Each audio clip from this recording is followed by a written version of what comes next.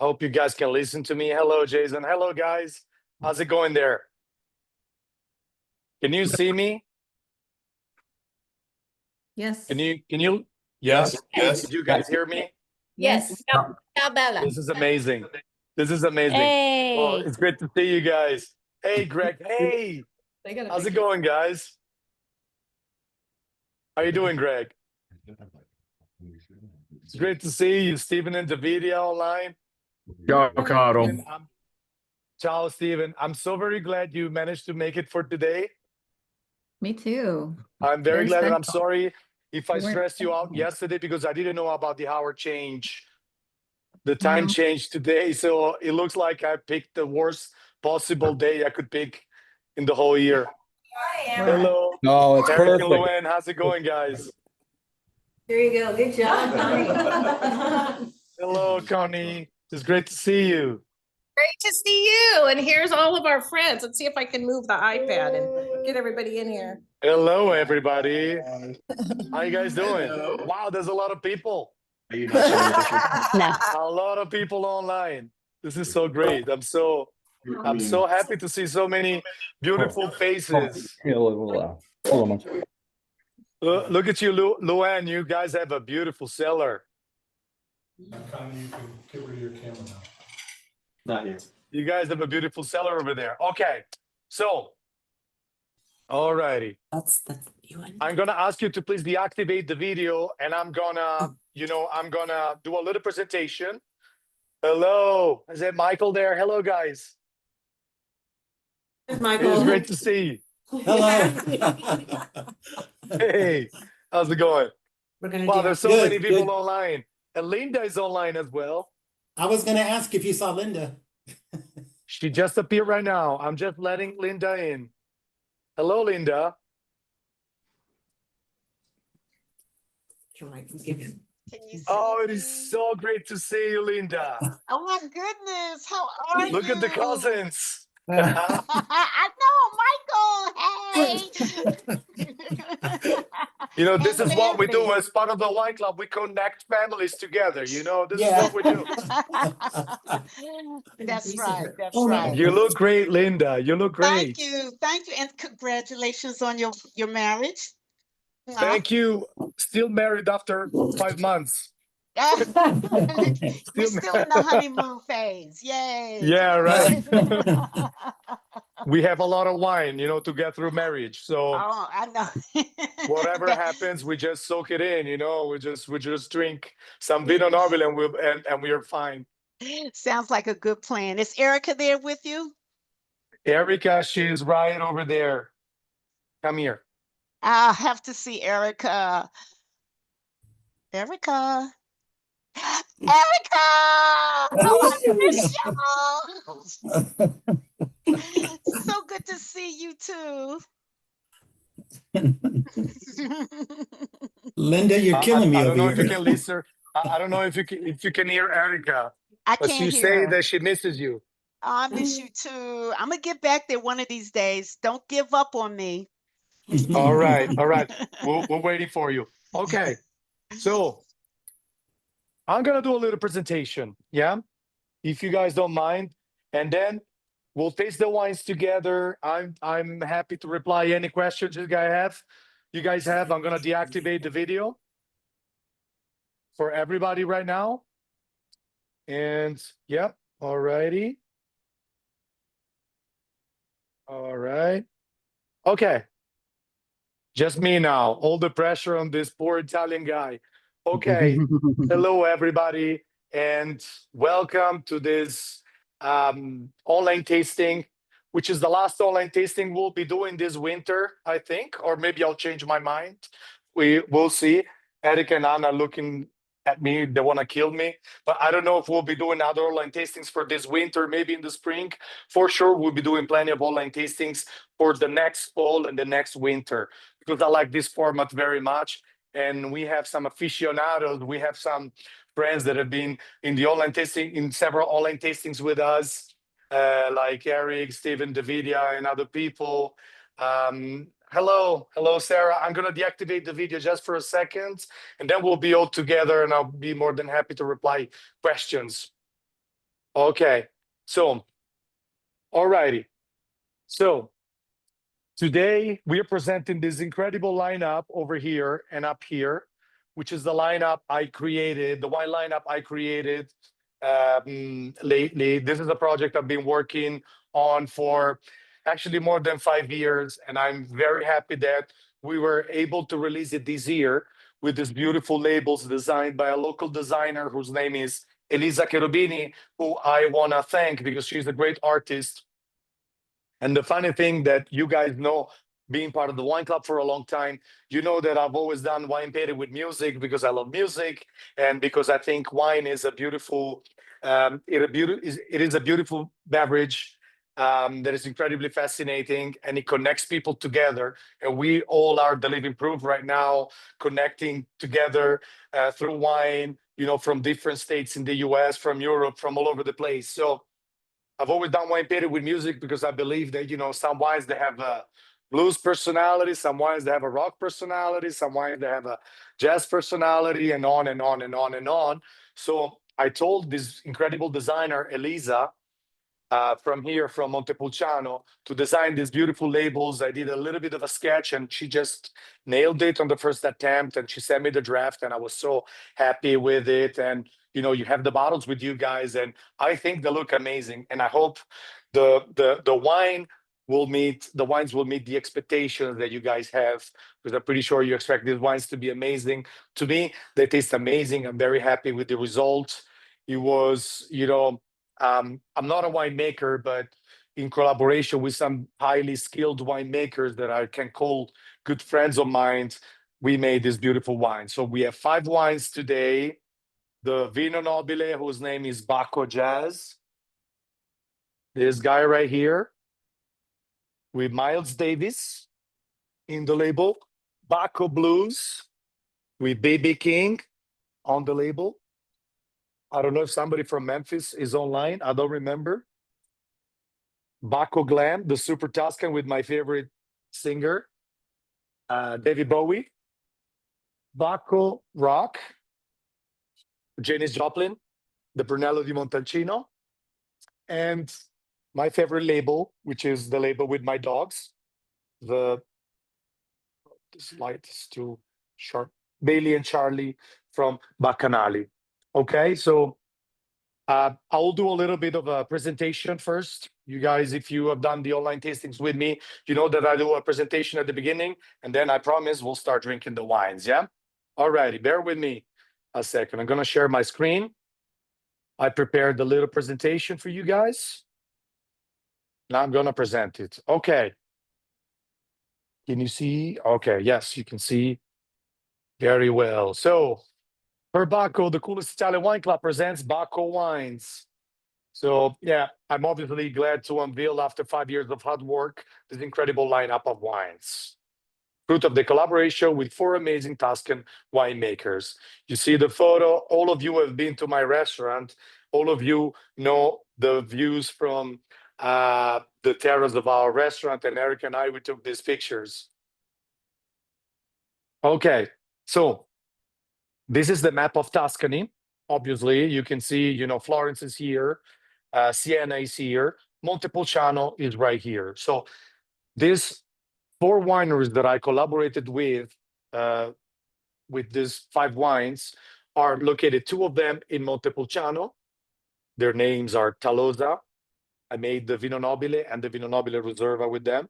Bindella, I made the Super Tuscan, the Bacco Glen with them. Poderile Ripi from Montalcino, obviously, I made the Brunello with them.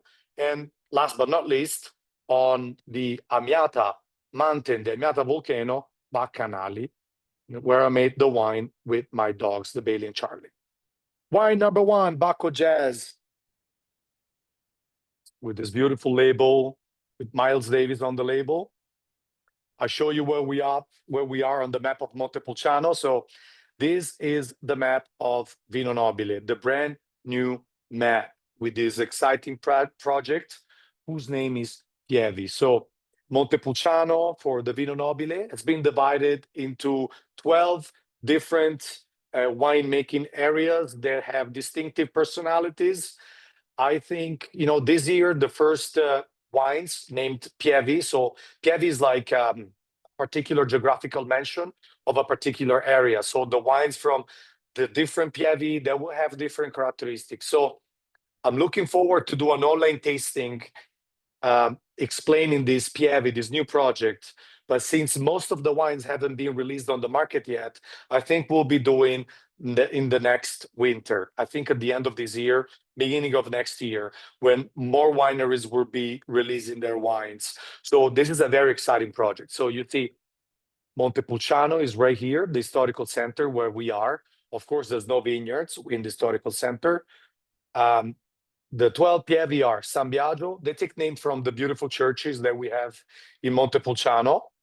The Church of San Biagio, the very popular church that you can see from the terrace of my restaurant on the western side, Valardegna, Sant'Albino, Sant'Ilario, Cervognano, Ciarliana, Gracciano, Ascianello, Badia.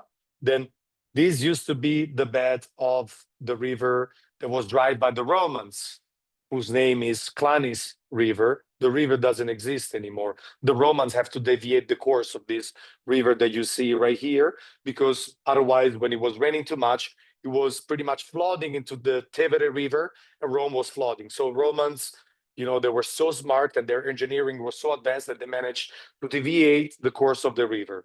So pass by the former bed of the river, you have Valliano, another Pieve, where I got married, where Palazzo Vecchio, Avignonesi, these great wineries are. So Talosa is located on the northern side, the area called Le Grazie, the northern side of Vino Nobile. So some technical characteristics of Bacco Jazz. It is a Vino Nobile 2020. So the funny thing about all these wines, I decided to wait one additional year, two for the Vino Nobile actually, because I wanted these wines to be ready. They could have been ready for the market last year, but I was not 100% satisfied with the quality of the wines. I was 90% satisfied, but now, especially the Super Tuscan and the Vino Nobile, they have lost the oaky side of it because I didn't want the wine to be oaky. I just want to have the fruit of the grapes. And now we're very happy with the result. And also the Brunello, it needed an additional year. So the Brunello, you can almost consider it a Brunello Reserva, pretty much. There you go, Vino Nobile Bacco Jazz 2020, collaboration with Talosa. So an elegant Vino Nobile with jazzy traits, you know, very subtle, very elegant. 100% Sangiovese, 14.5 volume of alcohol, 24 months of aging in third passage, so not brand new, but used French oak 500 liters barrels. It's actually 2 barrels, so 1,000 liters. Therefore, is 1,300 bottles for all the wines that we have today.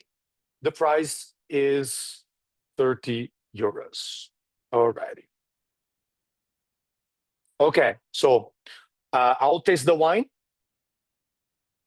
And then feel free to ask me any question.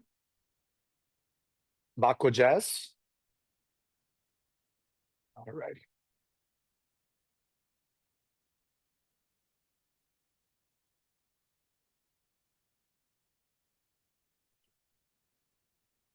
Very nice. Very nice. I've opened this bottle this afternoon, so it's pretty wide open right now. It's an explosion of, you know, different flavors. Yeah, you have so the ruby red color, typical of Sangiovese, especially from Montepulciano. The Sangiovese from Montalcino is a little bit more brownish. We will see that with Brunello. Brunello is a little bit more brownish in color. The name Brunello in Italian means brownish, because actually the clone of Sangiovese they use in Montalcino is a little bit more brown compared to the regular Sangiovese, say from Montepulciano or from Chianti Classico, which is more ruby red. Beautiful color with good intensity. Let's see the nose. Nice. The nose is very intense. It's got a beautiful bouquet of cherry, you know, maraschino cherry, like cherry under spirits, withered violet, which is typical of Vino Nobile. So Vino Nobile has, compared to Brunello di Montalcino, or compared to the Bailey and Charlie wine we'll be tasting, that are a little bit more straightforward, more acidic, more punchy, more fresh and vibrant. Vino Nobile is always more gentle. You see, the name of our clone varietal of Sangiovese is Prugnolo Gentile, because the grape has got the shape of a plum, sorry, and Prugna, plum, Gentile, because it is gentle. It is a little bit softer. So beautiful intensity. So maraschino cherry, black currants, withered violets as well. And a balsamic touch of eucalyptus as well, which is typical of some areas of Montepulciano, especially the area Le Grazie where this wine is made, and a touch very typical of Tuscany of leather and tobacco. That are probably more evident in the Reserva than in this wine. In the following wine, probably they'll be more evident. Let's see what happens on the palate.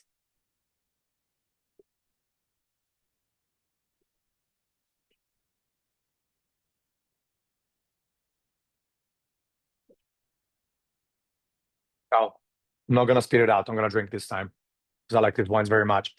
So the palate is vibrant. There's a beautiful freshness.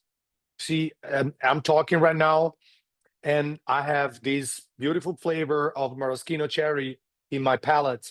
Very fresh. Not as straightforward as the Brunello, because the tannin on this one is much softer. Therefore, this is why I call this wine Bacco Jazz, because it's got this very nice, it's vibrant, it's got their energy, but the tannins kind of tingle your palate. You know, they're not very sharp, not very aggressive.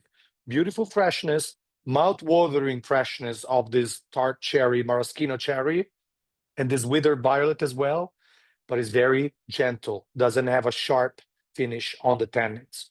This is why I called it Bacco Jazz, you know? And yeah, and the perfect pairing with this wine is Miles Davis, of course. I would have loved John Coltrane is one. John Coltrane is one of my favorite jazz artists of all time, of course. I would have loved well, you know, probably next year. John Coltrane will be on the label. Thelonious Monk, all the jazz great artists, you know. I hope you like the wine. So if you guys have any questions, feel free to ask them about this wine. Yeah. Otherwise, we'll go on to the next wine. Questions?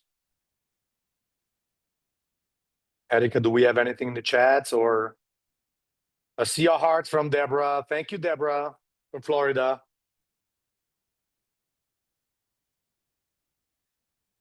All righty.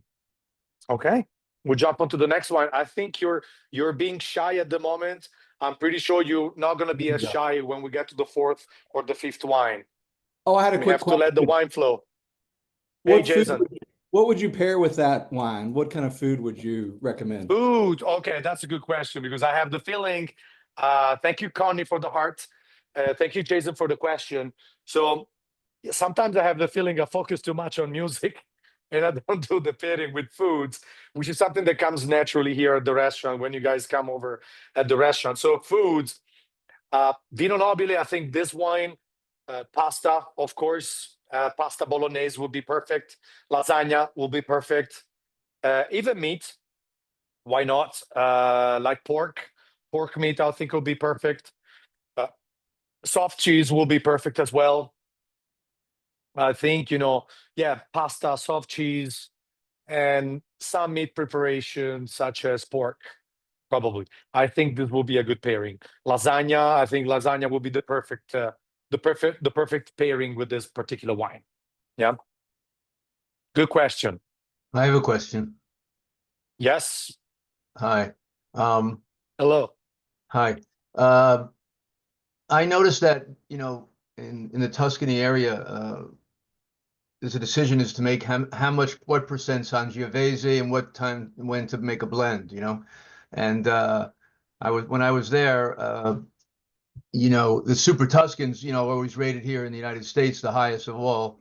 You know, Sassicaia and the Ornellaia, et cetera. So how do you make a decision when you want to blend it or when you want to keep the Sangiovese pure? Okay, well, that is a really good question. Thank you very much. So, okay, certain areas, let's say Montalcino. Montalcino is known for their Sangiovese. Sangiovese is the main grape of Montalcino. Brunello is 100% Sangiovese. If you want to make Brunello, it must be 100% Sangiovese. No other grapes in the blend. Vino Nobile from here, from Montepulciano, you can use up to 70% of Sangiovese. 30% is up to the winemaker. Chianti, Classico, 80% Sangiovese, 20% is up to the winemaker. Now, it is a decision from the winemaker. In these particular wines, I wanted to do 100% Sangiovese because I want these wines to be expressive and to express what Sangiovese is, in my opinion, in the different areas where we made the wines. So you will be tasting 4 Sangioveses today, which are going to be 4 completely different expressions of the different areas of the different vintages. So it is the winemaker that decides if they want to blend Sangiovese with other grapes. Now, the wines you mentioned, Sassicaia, Ornellaia, these wines are from the coast of Tuscany. Yeah. The coast of Tuscany is not known for the quality of the Sangiovese. Sangiovese over there doesn't have such a good result like in this area. Sangiovese is typical of the area of the southern side of Tuscany, southeast of Tuscany. I will show you the map again. So I will show you the map again. Where is it? Okay, here it is. So, you know, this is where Ornellaia is made, Bolgheri, right here, where I'm pointing right now. The coast of Tuscany, the climates and the soil are much more similar to the climate that you have in Napa or the climate you have in Bordeaux. Therefore, is an area that is more suitable for Cabernet and Merlot, not for Sangiovese. Sangiovese requires hills, higher altitudes to have more freshness. So, Chianti Classico, this is the region of election of Sangiovese, Chianti Rufina in the north, Montepulciano and Montalcino, and now the Mount Amiata, and this whole area. This is what's suitable for Sangiovese. And Sangiovese is most of the times by itself or in blend with other local varietals, because we believe that when you put Cabernet Sauvignon or Merlot in Sangiovese, they can overwhelm Sangiovese and the grape Sangiovese loses its identity. So, long story long, is a decision that the winemaker takes. Yeah, thank you for the great question. You're welcome. Do we have any questions in the chat? All right. Okay, perfect. All right, if you don't mind, we jump on to the next wine. All righty. Yeah, so Bacco Blues, same winery, Talosa. This is a selection of the older vineyards that they have. Still 100% Sangiovese, different vintage, 2019. So one additional year of aging for the Reserva. So the rule for the Vino Nobile is 2.5 years of aging. For the Reserva is a little bit more than 3 years. Okay. Bacco Blues. Alrighty. Vino Nobile Reserva 2019. Also in collaboration with Talosa, 100% Sangiovese, the same amount of alcohol, 24 months, and second passage, 500 liters French oak. You see, in this one, the Reserva needs, it's a little bit more powerful as wine. So this is why we decided not to age it in third passage barrels, but in second passage. I didn't want to use first passage barrels, not even for the Super Tuscans, because I think that oak is a recipient where wine gets better with time. It ages better through micro-oxygenation. Oak, it doesn't have to be an ingredient. I'll focus more on this topic when we get to the Super Tuscan, okay? So the soil is medium mixture of Pliocene soil. Pliocene soil means that the whole area of Montepulciano on the western bank of the former river is Pliocene, I think you say? I don't know, Pliocene soil. That means that it's a very old soil, millions and millions of years old, when Montepulciano used to be under the sea. So we have a lot of sea fossils, a lot of calcaric soil that gives a lot of good minerality to the wine that is required for really high-end Sangioveses. So same amount of bottles produced, 1,333 bottles, and yeah, and that's pretty much it. Alrighty, so Bacco Blues. On the brochure I wrote, when the Vino Nobile plays the blues. You see the color is pretty much the same. It's a beautiful ruby red. It's a little bit more dense than the previous one, probably. Yeah, a little bit denser than the previous one. And yeah, this is bang. This is an explosion of, different aromas. Much more complex, much more bluesy, much more intense. Also a little bit more earthier than the previous wine. The vineyards that we use to make this Reserva, our average age is about 35 years old. Therefore, all the vineyards, they deliver less grapes, but much more concentrated, because the grapes will have a smaller grapes. The bunches will have smaller grapes, but thicker skin. Therefore, more personality, more intensity, and the roots of the vineyards, of the vines, when they're 30, 35, 40 years old, they go deeper into the soil and they get a lot of minerals from the soil. Hence, the minerality and the kind of undergrowth, under forest, undergrowth that you have in this particular wine, that almost on the mushroom side compared to the previous one. Yeah, let's see. So yeah, bouquet of great intensity. Yeah, the typical notes, this withered violet, the cherry here is a dehydrated cherry, like a dry cherry, pretty much more concentrated. Yeah, blackberries as well, like, blackberries, black currants, like black fruits. And you have this side of this very typical of sometimes older vines, which is this candied orange peel. Do you know the spirit, the liquor Cointreau? That is made with the orange peel.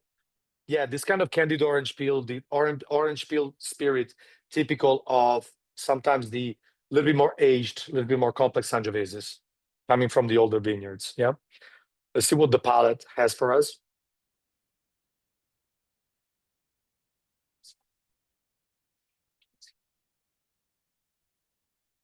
Yeah, same alcohol, 14.5 as the Vino Nobile, but here this is much warmer, bigger.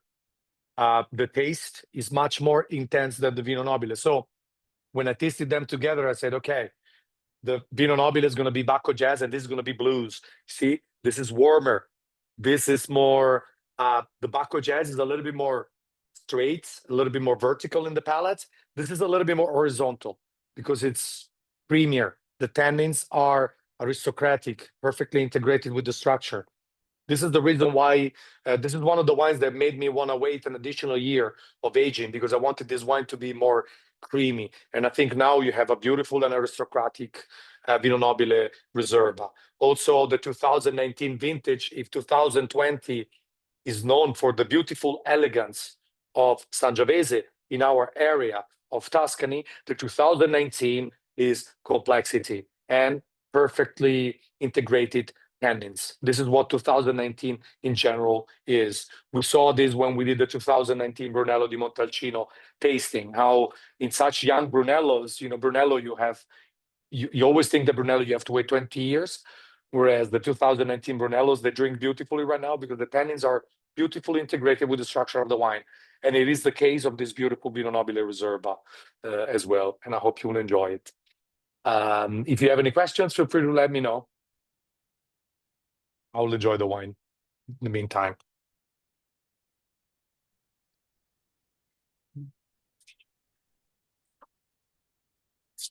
Ciao Stefano. Ciao Francesco. Ciao. Parliamo in inglese invece di italiano, va bene? Sì, sì, in inglese. Per oggi in inglese. Okay, va bene. I think this wine would benefit from being open for a day. It's really well balanced right now, and the tannins are but they're still strong. A lot of acid in it. It's delicious wine. Just absolutely delicious. But Thank you. often we'll open these at the tasting and then finish them the next day, and they're even better. I know this is a thing about well, you guys live close to wine country, and we visited wine country together, you know. If I had to make a comparison, Napa Valley wines, they're like, I remember Davidia saying we went to a winery, I'm not going to mention the winery, fruit bomb, you know. Sometimes they're big on the fruits, bang, the intensity, but some of the wines, I think if you leave them open for a day, they fade a little bit, because the wines that have such a big intensity at the beginning, they tend to fade when they stay open in the bottle for a day. Sangiovese, after one day, sometimes it's frustrating. After 3 days, I have a bottle of wine in my house that I think is gone, and I'm about to use it to make whatever, bolognese or whatever meat preparation in my house. I go drink the wine after 3 days, and I'm like, wow, this is mind-blowing, you know? So you're very right. This particular, you know, Vino Nobile Reserva, of course, my recommendation is to, drink 2 glasses and then wait till tomorrow and have other 2 glasses tomorrow. And the wine is going to get better and better. So this is very true. And it's true, especially for the Brunello. For the Brunello we have. Grazie, Stefano. Grazie. Oh, Linda asked the food pairing on this one. Okay. So being more intense and warmer, this one, I think, some meat preparation will be perfect. I have, I don't know, probably a brisket. I know the West Coast is 1:30 p.m. It's 2 p.m. right now, so probably somebody's cooking a brisket somewhere over there about you guys, or you doing barbecuing. So I think meat preparation is a perfect pairing with this one. Or if you have a harder cheese, a cheese that has been aged a little bit longer. You know, the Vino Nobile soft cheese, with this one probably a dry cheese, I would say, yeah. But meat preparations in general, you know, a stew. Or some game as well. Some game will be very, very good with this one, because, you know, sometimes game, that type of meat has got that kind of gamey, obviously it's gamey flavor, like a wild flavor, we call it in Italian. The softness and the smoothness of this particular wine will balance the plate out incredibly well. So yeah, game, I think game will be a perfect pairing. Wild boar will be perfect pairing with this one. Yeah. And blues music, so BB King, you know, Nina Simone, some Jimi Hendrix as well will be a perfect pairing with this wine. Francesco, Yes. what got you so interested in American jazz? You seem like you're almost like an expert here, because I come from an area here in New York where John Coltrane used to live, be honest with you. And I'm a Wow. doctor, and I work in the hospital where he unfortunately passed away at age 40. Oh yeah, wow.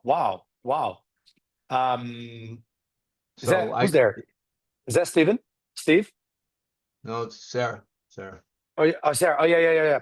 So yeah, so I love old sort of music. I think you might call me a music nerd. I love from classical music. So when you receive the wine club shipments, I go from Vivaldi up to Eminem. You know, it's a little bit of everything. Jazz, I love jazz music, you know, John Coltrane, especially the great classics. I mentioned before Nina Simone. Nina Simone, you know, she was dancing, in between the two genres, jazz and blues. You know, although right. Nina Simone, she wanted to play the classical music. She's She has one of the most incredible and fascinating stories ever. You know, she was a Black woman making incredible music in an industry when it was, you know, a white man that were taking the decision. So she's been struggling with the establishment for a long time. So you can feel it in her incredible music. So yeah, Thelonious Monk, you know, all the greats. I like them very much.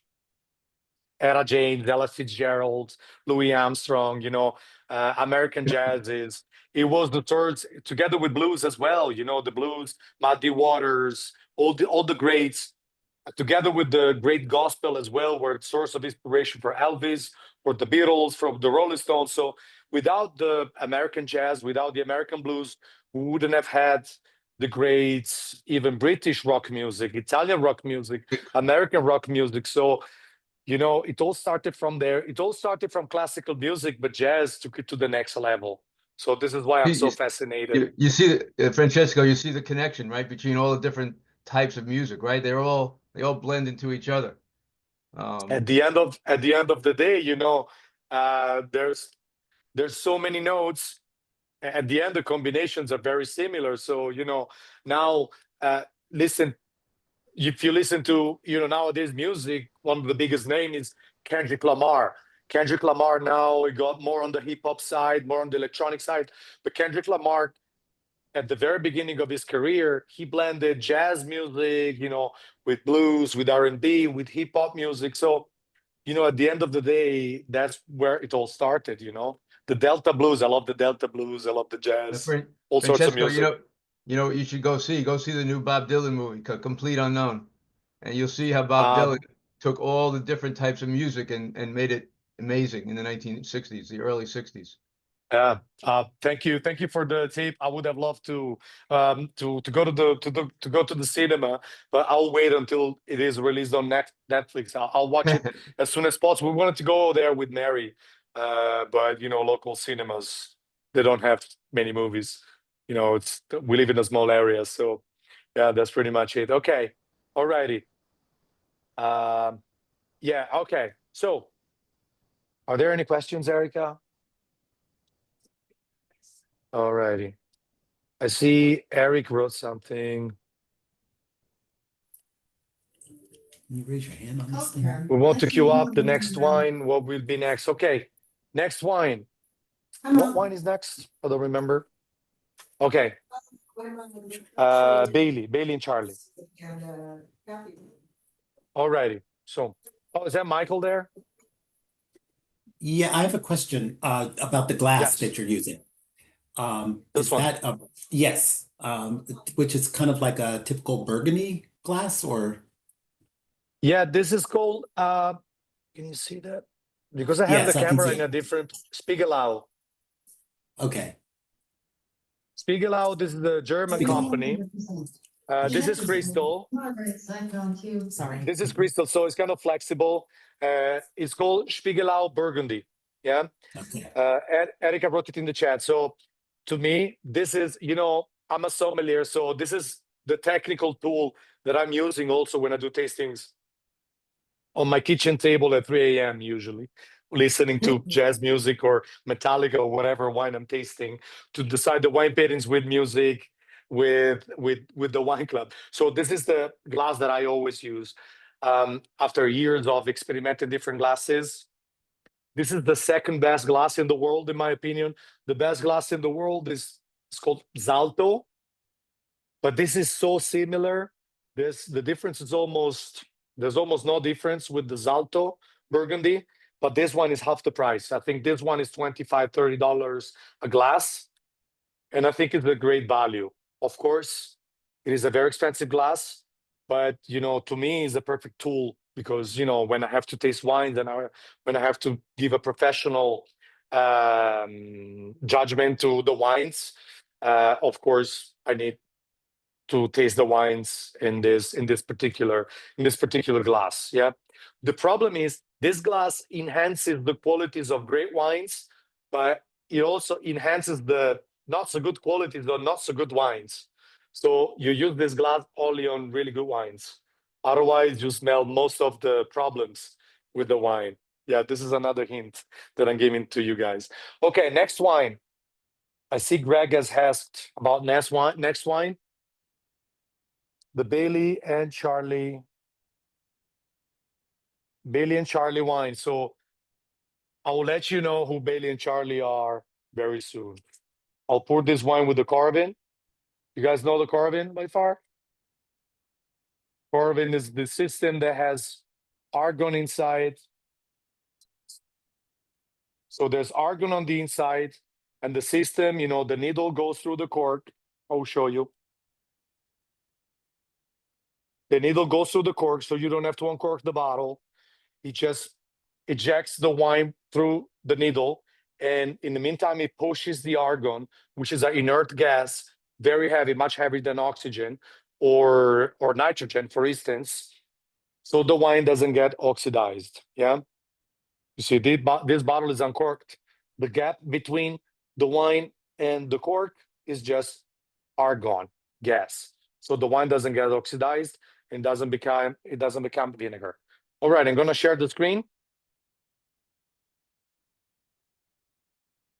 All righty. Oh, I love these two guys, my dogs, Bailey and Charlie. They drive me crazy at times, but I love them. So you see the shape of the bottle is different.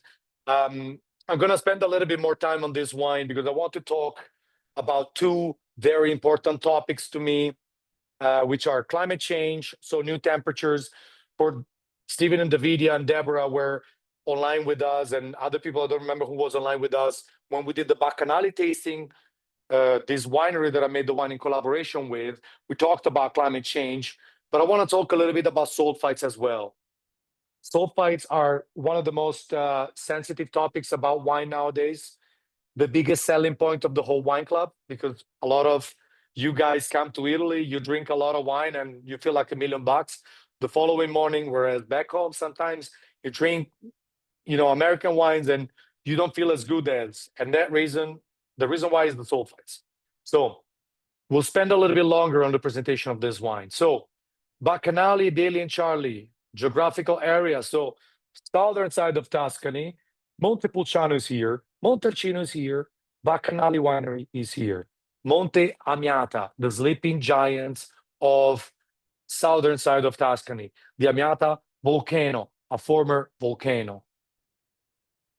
Amiata volcano is 1,738 meters above the sea level, so 5,700 feet above the sea level. The one that I'm pointing right now to the right is the tip of the mountain.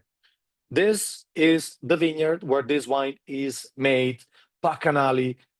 They bought this winery at the end of 2021, so 2022 was the first vintage. I remember when I went to the winery and I decided to make this wine with them. These guys are really good friends of mine. It was October 22. I liked so much the grapes while I helped them harvesting that I decided to make my own wine. I'm so happy with the result. So with the collaboration of Greta Thunberg, climate change and winemaking. So this graphic is quite scary and it's gonna show you how, you know, the latitudes where grapes are ripening are going to shift and change throughout the year. So this is it's kind of scary. From 2000, you see the suitable areas for winemaking are shifting towards Northern Europe. So this is scary. Maybe when I will have, you know, grandkids, they will open a wine club in Sweden, maybe. You know, this is very scary. This is a scary trend. So how do we cope with climate change? So new climate, new challenges. The challenges that we are facing right now are mild winters, so shorter hibernation for the plants. So the plants, you know, they get confused a little bit and they start they have an early start of the annual life cycle of the plants, leaving the plants more exposed to spring late frosts that many times we have in these late frosts in April after the bud break that happens earlier because of the shorter hibernation of the plants. And in 2017, for instance, we lost 40% as an average of the harvest due to a late frost that came on the 18th of April of 2017.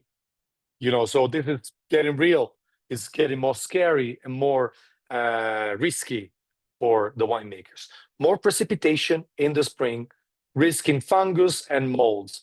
In 2023, we had a lot of rain in the spring, and the winemakers have been struggling quite a lot with the fungus. Remember, most wineries in this area are organic. Another effect of, you know, the new climate we're having, dry and hot summers. So the average temperature in the last 10 years, every 10 years, average temperatures, they increase by half Celsius degrees. It's a lot. It's a very scary trend. Another effect is more extreme weather events, such as storm, droughts, hailstorms, and frosts. So how are we coping with climate change? Like these guys from Bacchanali did, planting vineyards at higher altitudes where possible. So the Amiata Mountain, they had no grapes up until 40, 50 years ago. Now a lot of wineries in Montalcino are buying pieces of land up there because they have a beautiful soil and they have much cooler temperatures. So the wines will be kind of pre-climate change wines, if I had to say. Leaf management, which is very important. More leaves are left on the plant to shelter the grapes from the direct sun, to protect the grapes from hailstorms, and to give energy to the plants through the photosynthesis, acting like a solar panel, absorbing the energy from the sun, releasing it back to the plant through photosynthesis. Another way we cope with climate change, especially in organic winemaking, is to have cover crops such as fava beans and peas and other sorts of weeds that, you know, give green manure to the soil. They help the plants with cross-pollination, attracting the bees, the good insect, and retaining bad insects away. Soil draining in the spring when it rains a lot, giving relief to the hydric stress of the plants in the summer, and it is a regenerative practice for the soil, releasing nitrogen to the plants. Billy and Charlie, who are they? I had to put this, you know, pictures. Bailey, the younger guy, Swiss Shepherd, and Charlie, the older guy right here, the big boy, 110 pounds of pure love, are my two beloved dogs. Yeah, I love them very much, so I decided to dedicate this wine to them. Here it is.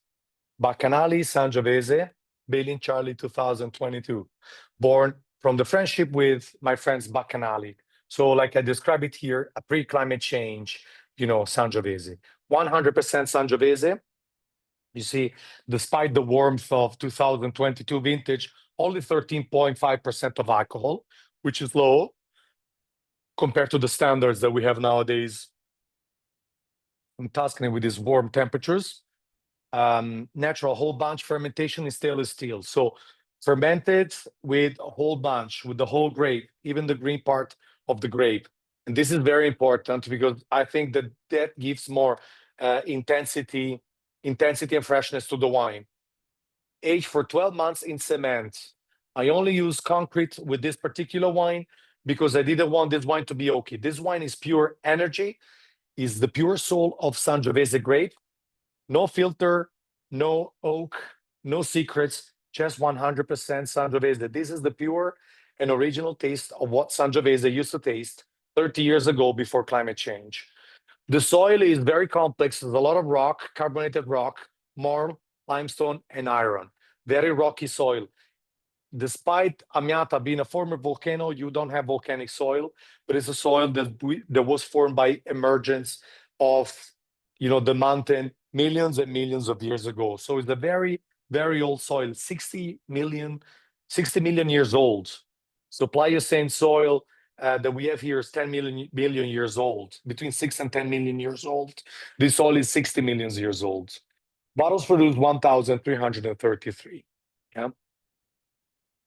In this wine, we used almost no sulfites added, almost no sulfites, only 10 parts per million, which is almost nothing. And now I want to show you a little bit about sulfites. Can you see the article, Erica? I'm going to talk about sulfites a little bit. I wrote an article last week. When I sent you the email with the wine club selection, on the very bottom, I had the link to this article. Sulfites, what a headache.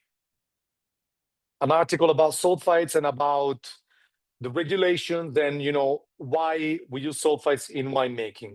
And why California wine has more. I don't want to talk crap about California wines, but California's got different regulation and much higher amount of sulfites are used usually in general for their wine. So, I'm going to explain in this article why sulfites are used and why some wines will cause more headaches than others. So yeah, you might have noticed many less side effects while drinking wine in Italy or the wines from the wine club. So what are sulfites? Why are they used? So sulfites are sulfur dioxide, SO2 is the formula, is a natural byproduct of fermentation, which is naturally developed by the grapes during the fermentation as a system of self-defense from oxidation, pretty much. So they are used in preventing oxidation, inhibiting bacteria and wild yeast, so preventing unwanted fermentation and giving stability to the wine, preserving freshness and consistency in wines, especially in large-scale production, because they are preservative as well. They're used to stabilize the wine for aging and transportation. And the most sensitive topic, to avoid the risk of unwanted fermentation in wines containing residual sugar. Napa Valley wines, a lot of them, they have residual sugar in order for the winemaker decides to leave residual sugar for the wine to be more palatable when it's young. Because corporates, they only care about cash flow. And they want you to drink their wines when they're young, so you're going to buy more. If the narrative is buy the wine now and wait 10 years, you're going to buy the wine now and not for the next 10 years because you already have their wine in the cellar. They don't want this to happen. They leave residual sugar. When you leave residual sugar in a wine, you need to add way more sulfites because sulfites, they inhibit the action of the yeast. They stop the wine from fermenting in the bottle. This is why California cabs, they have such a higher amount of sulfites. Also German Rieslings for the same reason. German Riesling sometimes is too acidic and they leave some residual sugar to make it taste sweeter when it's young. They need to add sulfites. French Sauterne, French wines, they have a lot of residual sugars, so they add a lot of sulfites on their particular wines. Even our Amarone in Italy, they add a little bit more sulfites because most of the times Amarone has got a little bit more of residual sugar because Amarone is made with raisins, so sometimes the alcohol would be 20%, so they leave some residual sugar to make the wine taste more palatable and lower in alcohol. So sulfites, they in high quantities, they can cause headache and dizziness, respiratory issues in sensitive individuals, of course, and flushing and skin reactions, So do Italian wines contain fewer sulfites than some popular California wines? Yes, for different reasons. First of all, because of the laws, In Italy, legally, only 100 milligrams, so 150 parts per million are allowed. In California, up to 350, so more than the double, are allowed by the law. And most Italian wines are organic or made with minimal intervention. And also, most Italian wines are bone-dry wines. So all the sugars that we have in our grapes are transformed into alcohol. And this is very important because if a wine is bone-dry, you don't need to add extra sulfites because you are not going to have an extra fermentation, an unwanted fermentation in the bottle. And this is the case of our particular wine. So the result is that, a lot of Americans, the trend is very scary. From 2019 to 2021, a staggering 15% of decrease of wine consumption happened in the United States. We are talking about less 40% of wine has been consumed in the United States in the last 7 years. This is crazy because a lot of people, they say that they became intolerant to high sulfite levels in American wines. So this is very important for me. This is why I'm focusing on this very technical and boring issue. Pardon me for that, because it's very crucial to understand that in particular this wine, there's only 10 parts per million of added sulfites, almost nothing. And we decided to put a little bit, just a tiny, sprinkle of dust in the whole fermentation tank to make sure that the US government wouldn't reject, the FDA wouldn't reject our wines in custom. This is why we had that little amount, And yeah, okay. So this is the whole sulfite thing, sorry about that. I went very technical. So Bailey and Charlie wine, the wine that I made with my dog, with my friends in the Amiata volcano. The color is a beautiful ruby red with great intensity and great vigor. Yeah, this is the wine with a lot of energy, like Bailey, the white dog that I have, the Swiss Shepherd. This guy's got so much energy, it drives me crazy. Okay, so see what this wine has for us. I love it. This wine is what I was expecting, what we wanted to create with the winemakers. The energy of Sangiovese, the intensity of young Sangiovese with this crunchy tart cherry at the very beginning is an explosion of tart cherry, very upfront. The first thing you smell is this crunchy cherry. And then you have this beautiful part of, wild roses, red roses, actually. This beautiful side of red roses. You have no oaky flavors, flavors whatsoever, because we use cement. Cement is similar to oak because it's got it's porous, and it gets some oxygen in the wine. So the wine breathes during the aging process, but it doesn't add flavors to the wines. Yeah, beautiful intensity. This beautiful floral intensity of, red roses, some parts of Mediterranean scrub as well, some side of sage and rosemary as well. Beautiful intensity. Yeah, but this cherry is crazy. It's just pure tart cherry, typical of young Sangiovese. This is a Sangiovese used to taste like 20 years ago before climate change. Let's taste it.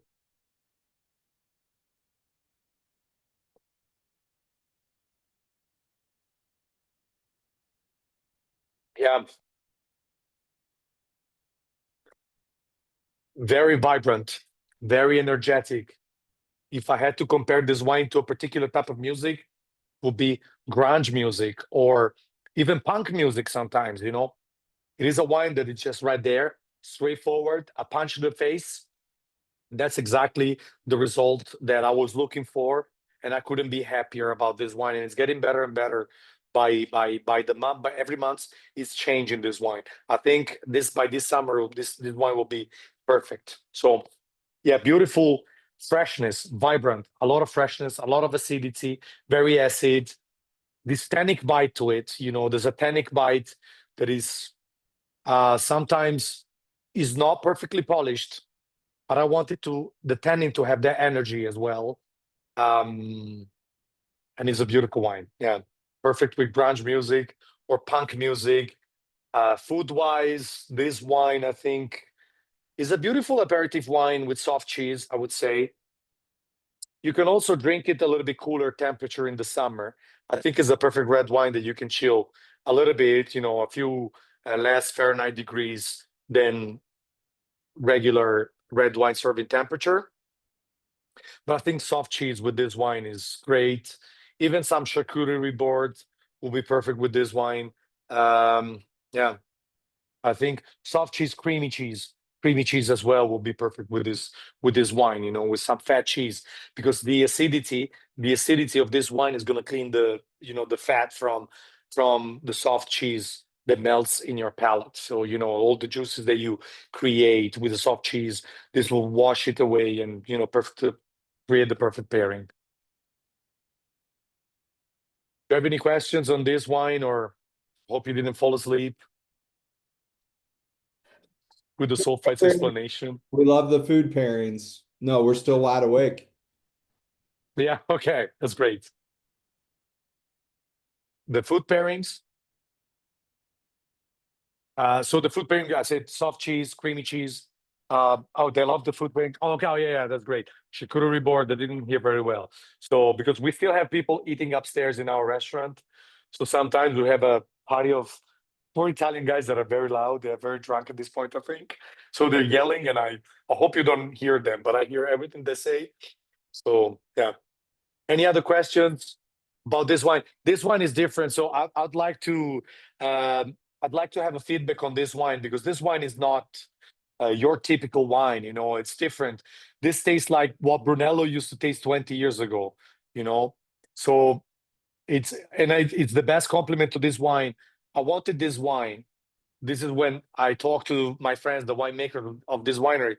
I told them, hey guys, I want this wine to taste what the good farmer's wine used to taste like 20 years ago. No filters, no sophistication, no added flavors, just pure Sangiovese, you know? And then, of course, the particular side of this wine, especially in the palate, is the minerality as well. Not only you have high freshness, high acidity, a tannin that is pretty sharp and direct and straightforward, but also this mineral side to it, the savoriness to it. The soil is stones, iron, and it's a very old soil, 60 million years old. So it's very old soil. Therefore, it's very flavorful and very salty wine. Yeah. But the smell is like the fresh cherry and a bouquet of red roses, the ones that I gave to Mary for St. Valentine's Day. Pinocchio, I'm a liar. I'm a stingy guy. Just a couple of roses, she'll be fine. I give her my love, my heart. There's no need to give flowers. And a lot of wine as well. So see you, Deborah. I can't wait to meet your fur babies in May. Yes, Deborah. I'll bring them to the restaurant. I promise. We'll walk the dogs together.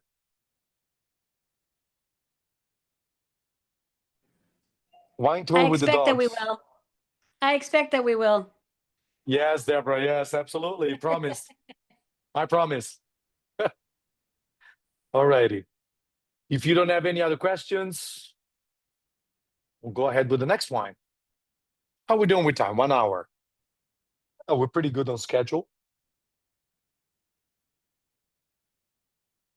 Oh, this is so good. Okay, we have our waiter enter the conversation. Make sure that they switch their audio off, because we have the waiting staff that's drinking with us upstairs. Okay, so if this is okay, we'll go on to the next wine. There's no other questions. I'll drink another sip. I'll get drunk on this one. What's next, Brunello? It's Brunello time. You guys excited? I'm excited. Okay, I'm going to share the screen. Back to the presentation.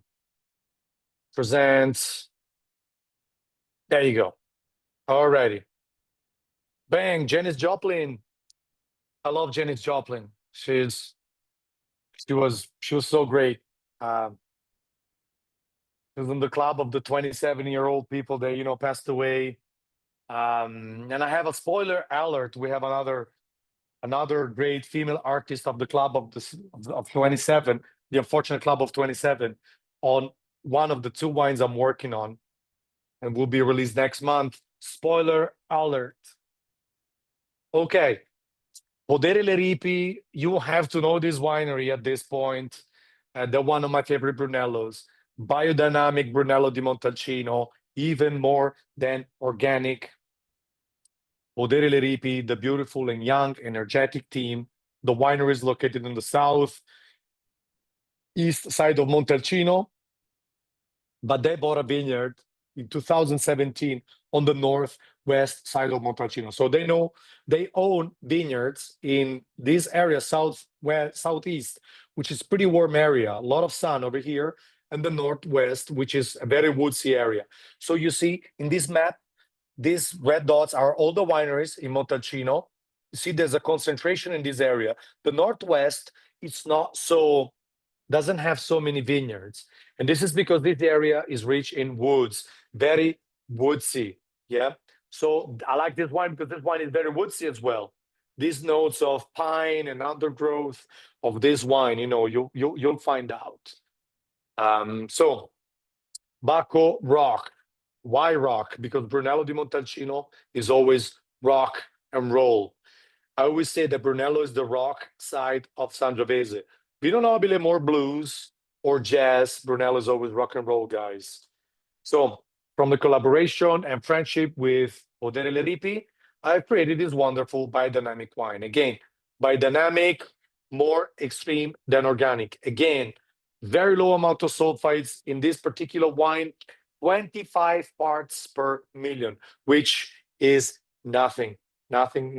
You can drink 3 liters of this wine and you'll be all right. No, you'll be drunk, but no headaches. So this vineyard, again, located in the northwest side of Montalcino, where luscious forests sheltered from warm summers, gives birth to this woodsy and intense wine. 100% Sangiovese, of course, being a Brunello, 14% volume of alcohol, 30 months in 1,000 liters oak barrel, 30 months of aging, 12 months in cement. So from the oak, we didn't go directly to the bottle because I think this would cause the wine a stress. Going from the wood to the bottle, which is an inert recipient, to me was stressful for this very wine. And together with the winemaker, we decided to leave it an additional 12 months in cement to get another passage in between oak and bottle. This is very important. Yeah. The soil is alluvial soil with schists, limestone with galestro and alberese stones. So a lot of limestone, alluvial soil, and galestro and alberese stones, which are the typical stones of Montalcino. Why is Montalcino rock and roll? Because Montalcino's got a lot of rocks, a lot of stones in the soil, more than Montepulciano, which is mostly clay. Montepulciano is mostly clay. Montalcino, yes, it's clay, limestone, but a lot of stones as well. You don't have as many stones and rocks in Montepulciano than in Montalcino. Biodynamic and organic, bottles produced, same for the previous wines, 1,333. This is a 1,000 liters production. And the price, 69 euros. All right, I'll open it with the carbon.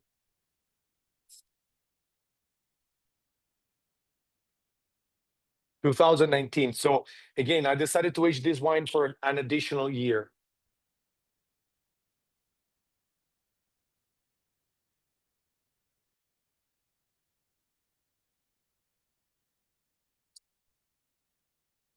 Okie dokes. Wow, the intensity of the Brunello is always, incredible. Brunello is always more intense than any other wine. This is why Brunello has to be aged longer than other wines. People ask me, why are you aging Vino Nobile for 2.5 years, whereas Brunello ages for 50 months minimum? Because Vino Nobile, like I said before, mostly clay and sandy soils, so warmer, more on the fruit side, more blues, and is more ready to drink when young. Brunello requires more aging and is ready only after 50 months because the soil is more rocks, stones, the vineyards, the vines, they go very deep into the soil to get the good minerals, the good stuff. Hence, Brunello needs a longer aging. On this very wine, I was not too happy with the result until last year, so I decided to leave it in the bottle for an additional year. Now we are getting there. I think the peak of this wine will be 3-4 months from now in the summer. Yeah. And the winemaker from Podere Le Ripi agrees with me. When we tasted the wine together a few weeks ago, he said that the wine is getting there. It needs some more time because again, this is a natural wine. This is a wine with very low amount of sulfites, 100% natural. So when, especially Sangiovese, in the winter, it tends to shrink in terms of flavors and to open up in the summer when the temperature gets warmer outside. Because again, this is natural wine. Wine is a living thing and it changes. Yeah. I think in May, June, this wine will be amazing. It is amazing now, though. Pretty good. You see the color, it's a little bit more brownish than the other ones, more on the garnet, more on the garnet color, still a ruby red, because of course it's young Brunello, but more on the garnet color. Yeah. Great intensity, rock attitudes. Let's see what, you know, the nose has for us.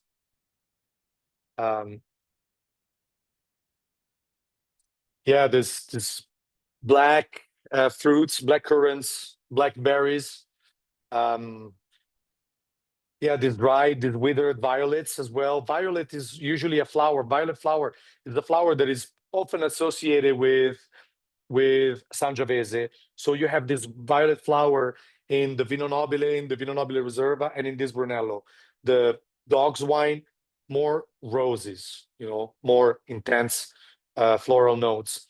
Something that hits me on this very wine is, besides this touch of dark chocolate and leather and tobacco, this side of blood orange on this wine. There's a side of eucalyptus and high quality undergrowth, because again, this wine is made close to a forest, so it's pretty woodsy. It's an undergrowth of great quality, such as mushroom, for instance, like smells of mushrooms as well. But what hits me is this beautiful smell of blood orange on this wine in this moment. 3 months from now, who knows, will smell more like you know, cherry on the spirit. Who knows? Because these wines, they change very often. Let's see what the palate has for us.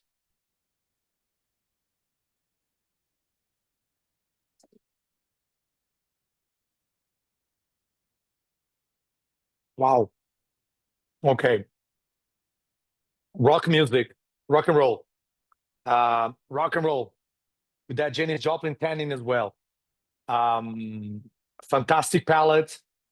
Another wine that has a lot of energy, very vibrant. It's pretty rich, great persistency as well. Beautiful freshness. Beautiful freshness, typical of the Sangiovese from Montalcino. Brunello is always very fresh, very intense, and it's got a lot of energy. I always say when you drink Brunello, you recognize Brunello because you're almost electrocuted by the energy of it. This is why I always compare Brunello to electric guitar. You know, think about having Jimmy Page doing a great solo or a great riff from, you know, Keith Richards from the Rolling Stones, you know, AC/DC sometimes, you know, very rock and roll, beautiful rock and roll personality, very fresh, beautiful tannins as well, pretty acid, sharp tannin as well, which is typical of Brunello that will be tamed with time. You know, you can age this wine for 20 years easily, but I think it's beautiful to drink right now. So going back to the food pairing with this wine, I think this wine goes really well with game as well. Game, I would say probably a stew, because this acidity and this tannin will be perfect if you prepare like a stew. You know, we have a dish that I mention very often here that we have at the restaurant. That is the beef cheeks. Beef cheeks braised and slowly cooked in this beautiful wine sauce and tomato sauce. Very tender meat. I think this wine will go perfectly with it, with a beautiful stew, because with this acidity, with this tannin, that is gonna cleanse your palate from all, you know, the juiciness that you have from a stew. Yeah. So I think that will be a beautiful pairing. But as well, again, hard cheese as well. Cheese is always a good ally of wine, because cheese and wine, they go very well together. Charcuterie can be tricky sometimes. Some charcuterie is really good with white wines or with sparkling wines, for instance, whereas cheese is always a safe bet. You know, hard cheese and again, stews with this wine will be a beautiful pairing. But even poultry of incredible quality, like pheasant, you know, poultry of incredible quality. Yeah, I think duck, like, you know, duck meat will be really well. Oh, a beautiful pairing with this one. Beautiful. It's got this note of almost of this woodsy note of pine wood almost. Very peculiar of that particular area of Montalcino.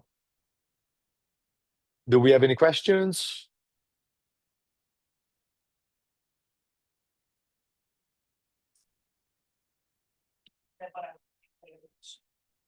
Deborah liked this one? Yeah, me and Podere Leripi nailed it. Thank you so much. Yeah, you Appreciate guys it, did. Deborah. You really did. This was so far our favorite, and they've all been Yeah. favorites. Okay, this is great. Also because that means that being the most expensive wine, you're gonna buy it. That is great. All jokes aside, oh, you, Deborah, you had been to Podere Leripi with Sandy, I think. Am I correct? Yes, yes, we did go to Podere Liripi when we were there with Sandy and Phil. Yes. It is a beautiful winery, you know, it is a spectacular winery. The whole biodynamic concept, you know, the fact that, you know, biodynamic sounds very naive. They make wine following the moon calendar, it sounds something like, you know, witches and wizards would do, but it's actually the way my grandfather used to do farming, you know, back in the days. The moon calendar, because you know, you have the harvest moon, the planting moon, the seeding moon, and etc. etc. etc. This is what our farmers used to do, and sometimes we think that we are smarter than our farmers. Turns out that most of the times we are not. Okay, Stephen and Davidia. Francesco, this is a really interesting wine. When we first opened it, there was a real kind of barnyard, It's salvaggi, funky. yeah, It's quality funky at the beginning. to the nose. And then we thought, oh my God, this is more like a Chianti than a Brunello. And then as it settled in the glass, it's just like we taste that eucalyptus. It's a Balsamic. delicious, balanced Brunello. We went to who did we go? Who did we go with? Did we go by ourselves? No, I can't remember that friend of yours that he drives us around. We went Manuele. Well, yeah, yeah, Manguele. we Yeah. went there. Yeah. So it's a great Oh wine. yeah, you did. Yeah.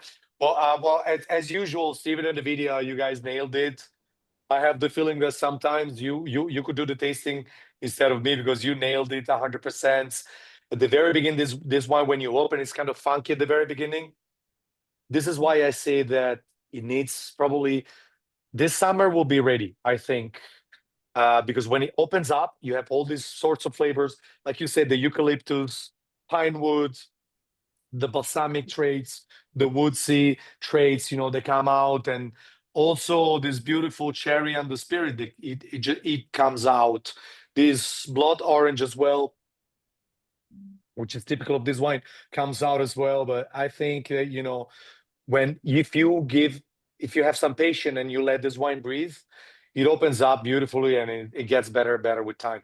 It's another wine that, like you said in the previous wine, you wait till tomorrow, this wine is gonna be just spectacular, you know? Yeah, thank you very much. Or did you want to say something? Yeah. Go ahead. Connie, I see Connie's comment. Yeah, well, thank you, Connie. You enjoying the Brunello very much, and everyone is amazed how different Sangiovese tastes.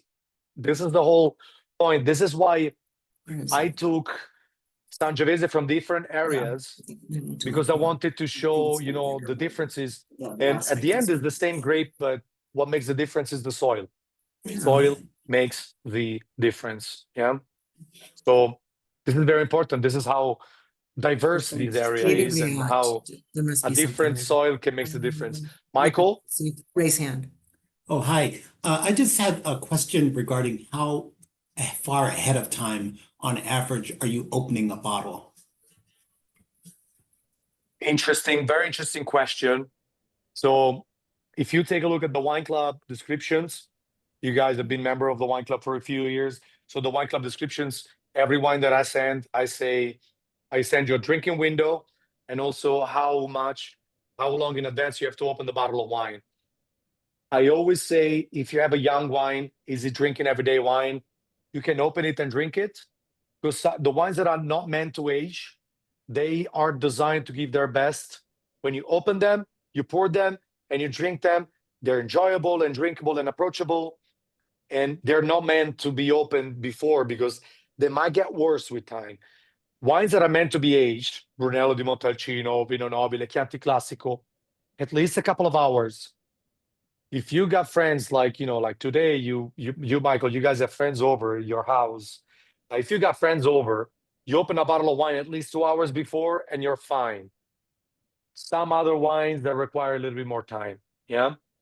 Brunello's 3 hours, 4 hours. If a wine has been aged 5 hours. Now, at the restaurant, I always say that working in a restaurant for a sommelier is like working in an emergency room for a doctor. We have Dr. Clapper online. So a doctor, you can study. For instance, you can do research and you study on the books, and you know how a certain disease is treated. So you know the theory, but then you're in an emergency room and you have to put it into practice. You have to take decisions within a second. And same, of course, our job is not as important as a doctor, of course, but we as sommeliers in the restaurant, we have to take quick action. So this is why sometimes we decant wines. This is a wine that needs to be decanted a little bit. It needs to be aerated because it needs to open up. Yeah. I have a question. How about aerating? Like I have a decanter that also has an aerator. Do you find that I find that also makes it more ready to drink sort of faster in addition to decanting it?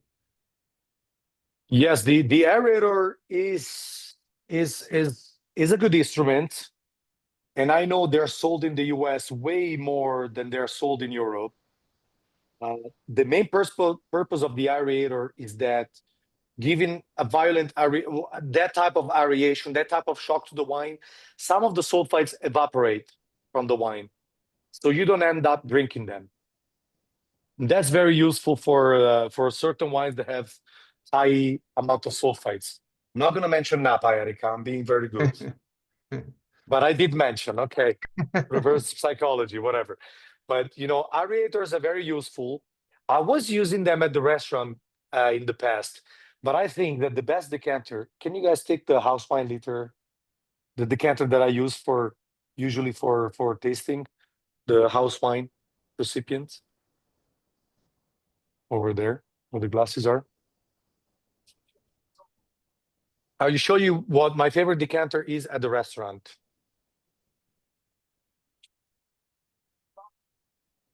I'm going to show you what's going on here in the restaurant. We're in the room downstairs. I'm going to show you the girls in a while. Grazie, Erika. And Anna. I'm going to show Anna as well. Anna is the new addition to the wine club. But anyways, this is my favorite decanter in the world, the house wine liter. Because the white decanters, they look beautiful on the table. I have those as well at the restaurant. Don't get me wrong, but they're more for showing. I think this one, within my experience, then, in my opinion, is the perfect recipient for opening the wine fast enough, but not too fast. Meaning that when you decant the wine, you create a shock to the wine. The wine has been sealed in a bottle of wine, sometimes for 30, 40 years. All of a sudden, you open the cork, the wine gets exposed to all that incredible amount of oxygen. And in the white decanter, even a larger amount of oxygen, the wine is exposed to.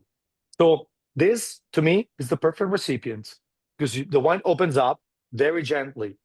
Otherwise, you lose in the white decanter, you lose some of the lighter flavors. Now, all the flavors, for instance, when I do a tasting, before I was mentioning, the thing that everybody's making fun of the sommeliers for, leather, tobacco, violet, whatever, all these flavors. We don't make these flavors up. Some people do. But this is technical language. There's some chemical compounds within the grapes that recall certain compounds of, for instance, the cherry. Sangiovese has got some technical compounds that recall cherry, this violet I'm talking about, and other things. Then the soil gives this leather, this, mushroom side, and all these other flavors. For instance, Cabernet Sauvignon, which is a very commonly known grape, Cabernet Sauvignon has got a chemical component, that is called pyrazines. Pyrazines is what make Cabernet Sauvignon taste like roasted pepper. Because pyrazines are not only present in Cabernet Sauvignon, but are present also in peppers, for instance. So some of the chemical particles are heavier than others, and some are lighter than others. The floral aspect of the wine, violet flowers, elderflower, red rose, white rose, pink rose, whatever. These are the most subtle and the lightest chemical components. When you decant a wine and you give a violent exposure to oxygen, you lose the lighter flavors. So sometimes in a white decanter, after a few minutes, the lighter particles, so the floral side evaporates forever, and you're not going to find it in the wine anymore at all. So I like to follow the evolution of a wine. And I think that this is the perfect compromise between not decanting and wide decanters. Wide decanters, like the big ones. Do you have any questions? I know you're afraid to ask questions because to one single question, I speak for 10 hours. I show you my team just for a second because, you have this guy right here, but you have two beautiful ladies. Don't be shy. So Erica, Erica. Erica, the wine club collaborator, wine tours. And yeah, she's my boss, basically. She bosses me around. You're my work wife. And Anna's the new addition. Anna is a son, and she'll be helping out with if you come here to the restaurant, you'll meet Anna and Erika as well, often, especially during the day. Anna, she'll be helping me out with the wine service and also with the wine tastings that we do in the afternoon here at Osteria del Borgo. So I wanted to show the most beautiful team ever. All right. No other questions? So Super Tuscan time. David Bowie. David Bowie is my favorite artist. Not just singer, artist, period. I love him. I'm going to share the screen again. We go last but not least. Alrighty. Paco, Glen, Merlot, Cabernet. Oh my God. Francesco, that, usually talks crap about some of the bigger Cabernets, made a Cabernet Merlot. Oh my God, what happened? Francesco is crazy. I will tell you why I made this Super Tuscan blend with a winery that I love, whose name is Bindella. Bacco Glen featuring Bindella. So again, Montepulciano here on the eastern side, Sant'Ilario winemaking area of Montepulciano. You have this incredible winery, Bindella, where this beautiful wine is, where the grapes of these beautiful wines, this wine come from. 50% Merlot, 25% Cabernet Sauvignon, 25% Cabernet Franc. The glamorous side of Montepulciano. I like this wine very much because I always say that a good Super Tuscan to me is like a beautiful Tuscan woman with a very elegant French dress on. Yeah, a good Super Tuscan doesn't lose its Tuscan personality and character, but it's got that kind of French, elegance to it, that kind of exotic recall to France to it. So I hope, that the result of this wine is very clear of my philosophy of what Super Tuscan, in my opinion, should be. So from the collaboration with Bindella, I have created this warm and succulent Super Tuscan, showing the most colorful and glam version of Montepulciano. So again, 50% Merlot, 25 Cabernet Sauvignon, 25 Cabernet Franc, 14% of alcohol. 2021 was a pretty warm vintage. 16 months of aging in French oak, so 500 liters French oak. We have 2 barrels, so 1,000 liters. I forgot to mention that it's not first passage, but it's second passage. So these barrels were already used in the previous vintage to make this particular wine. I didn't want to use brand new oak. I hope this wine is not as oaky as you might expect a young Super Tuscan to be. The soil is silty clay, silty sand. So again, Montepulciano soil. You don't have as many rocks as in Montalcino or some areas in Chianti, but you have mostly clay and sand. Bottles produced, as well as the others, 1,333 bottles. The price is 39 euros. Beautiful, beautiful value. Alrighty. Bacco Glam. You can see the color, yeah? The color, it is, I keep pointing at my computer, but my camera is in a different part, so I'm giving you the cross size. So there it is. Beautiful and intense ruby red color with great intensity. You see, much more pigments, typical of Merlot. Merlot has got a more intense color than Sangiovese. Sangiovese is almost transparent at times, you know. Even Nebbiolo. Nebbiolo is even more transparent. Nebbiolo is almost like a rosé. So not always the intensity of the color is synonymous of full body of the wine, because Barolo is incredibly full-bodied and complex and incredible, but it's almost transparent. Whereas a lot of wines think Barbera have a very light body, but they're intense color. So not always the color is synonymous, an intense color of, you know, full body in the wine. Yeah. Let's see what the glass has for us. Wow. And this is an explosion of red fruits, you know, incredible. It's like, you know, when you're crashing red fruits, red currants, black currants all together, and you blend them, you know, you crush these fruits and just put them in a glass, and then you smell it. You have that smell. The smell of crushed berries, you know, beautiful smell of the Merlot in particular. The Merlot has this particular taste, you know. Yeah, cherry jam, you know, this crushed small berries. You have hints of prune as well, dried plum, prune. And you have a small aspect, well, some coffee flavors, like mocha, when you make coffee with mocha. So it's a very delicate side of coffee. But what's very typical of Cabernet Sauvignon that I mentioned before is that aspect almost that recalled to roasted pepper. Because Cabernet Sauvignon and Cabernet Franc, they have the same chemical component with red peppers. Yeah. Crazy. Who knew that? Yeah, beautiful elegance, you know.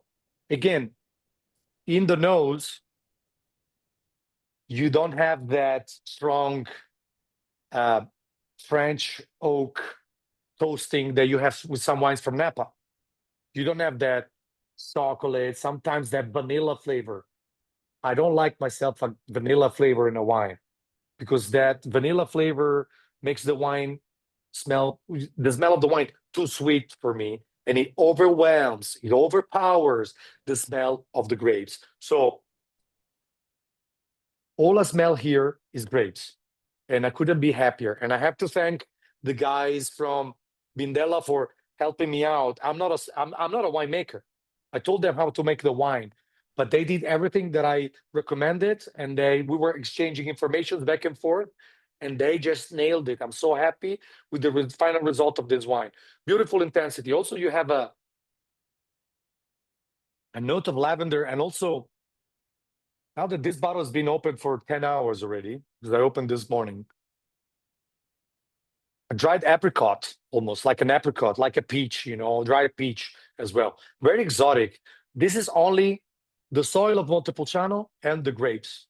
No oak. And very low amount of sulfites as well.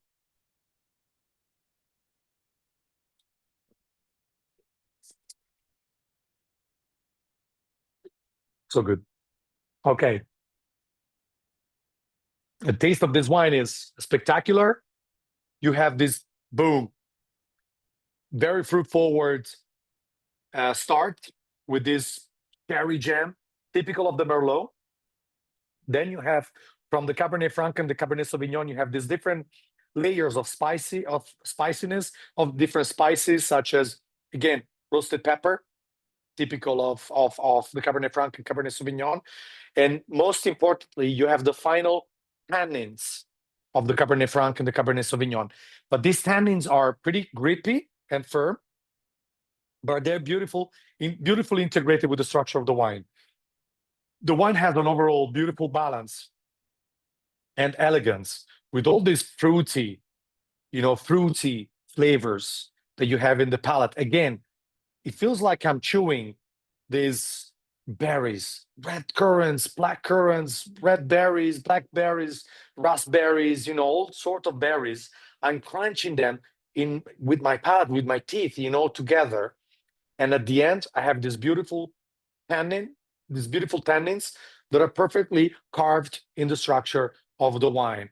So again, this is another wine that I wanted to wait an additional year for before releasing it, because last year, this wine, at this stage, when I wanted to start selling it, it was too sharp.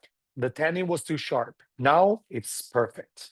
And also, the oak is incredibly well integrated. You have no oakiness in this wine, and I couldn't be happier about the result. This is exactly what I was looking for. Maybe some people like more oakiness, but here I wanted to show when you make a Super Tuscan in a non-toasted oak, not only you have the flavor of the Merlot and the Cabernet Sauvignon, but I taste Tuscany here.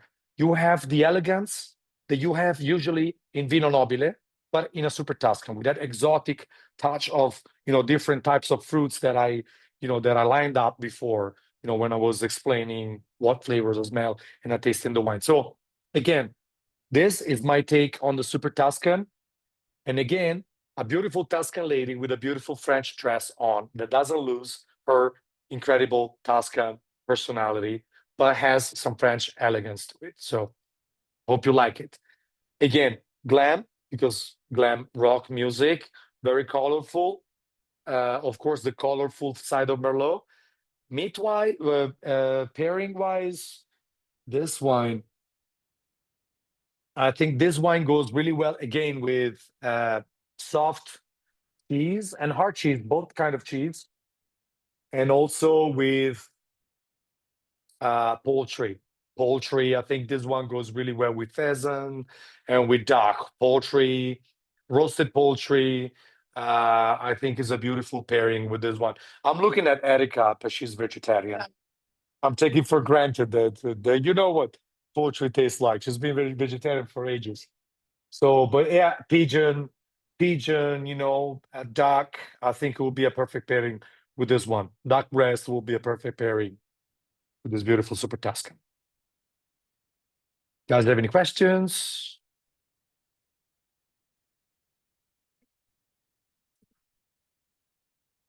Got some new messages. Linda says, I love this one. It was the first one I opened, but can't wait to try the others. Thank you, Linda. Oh, Deborah sends a picture. I love this picture. I love it. Oh, you're drinking by the pool. Oh, this is Florida. Yes. Yeah, this is Florida. Deborah, I'm still waiting for that invitation in your house. You are welcome anytime, my friend. Anytime. I'm gonna pack two things: wine and my swimsuit and my swimsuit. Perfect. That's all you need. And flip-flops. That's all I'm gonna put. There you That's all I'm gonna pack. Perfetto. Bring it on, girl. All righty. Okay, who's online? Michael online? Yes. First of all, I'd like to ask, are you anytime soon coming back to San Francisco or the West Coast? Thank you for asking. Every time, I feel like I'm a politician right now because I've been promising, oh guys, I'll be in the US in November, and then it never happens because I'm always busy. Um, Last year, I wanted to travel to the West Coast and the East Coast all over. I just don't have time because we had this project, this winter. Eric and I we were very focused on this project, and this winter the restaurant was closed for 2 months. For 4 months, I focused on wine club only. We have great projects for the future. I don't want to spoil them, but now that we have this beautiful lineup that you tasted today, now I can go back to the US because before, to me, going to the US is very expensive.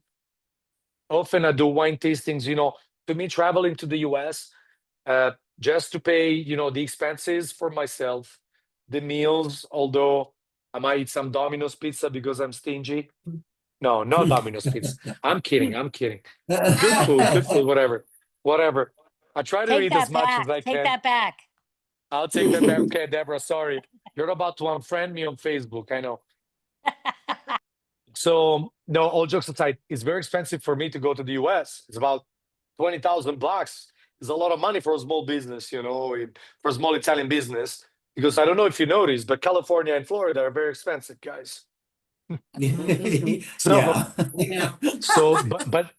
but sometimes I go and, if I bring somebody else's wine, people say, okay, I like this wine. Maybe they buy it from me and then they buy it through online other retailers, and I don't make as much money as I should, But with these wines now, I can promote my own wines. And this is the only place where you can buy them. So if you like them, I'm sorry. I'm the only guy that can sell these wines to you because I'm the guy that made those wines. So that's pretty much it. So in November, it's happening. In November, I don't know if it's going to be probably November and January. I'm going to do East Coast and West Coast. I don't know when I'm going to go to which side, but East Coast is most likely going to be from DC to Atlanta and Florida as well, and North Carolina. Riley is the biggest fan base of our wine club together with Atlanta, San Francisco for the West Coast. I want to go again to wine country and maybe with you guys, with Michael, with Steve and Davidia. I want to go to Paso Robles. It's going to be very exciting and interesting because I taste the wine from Paso Robles. There's a lot of new energy in Paso Robles, Central Coast. I like their wines, even Santa Barbara wines, the new areas of California, very interesting because they're not as corporate as Napa. Yet Napa used to be amazing 30, 40 years ago. I tasted some wines from Napa from the 80s, the 90s. They were spectacular.